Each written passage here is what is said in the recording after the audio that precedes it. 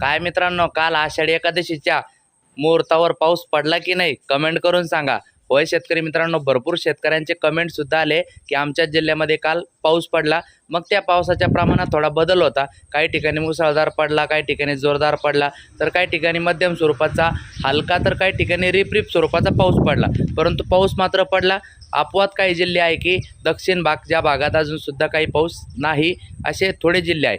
आज मित्रांनो कुठे कुठे पाऊस आहे, तर आज मित्रांनो खास करून विदर्भात जवळपास सर्वच जिल्ह्यामध्ये आज मेघगर्जनेसह चांगल्याच पावसाची शक्यता आहे। त्यानंतर मित्रांनो कोकण किनारपट्टीवरती सुद्धा चांगल्या पावसाची शक्यता आजही कायम आहे। त्यानंतर मित्रांनो उत्तर महाराष्ट्र आणि मराठवाड्याच्या विभागात जर विचार केला तर उत्तर महाराष्ट्रात नंदुरबार, नाशिक, धुळे, जळगाव, छत्रपती संभाजीनगर, जालना, नांदेड, बुलढाणा, अकोला, वाशिम, हिंगोली, परभणी, बीड या भागात सुद्धा मध्यम स्वरूपाचा पाऊस आहे।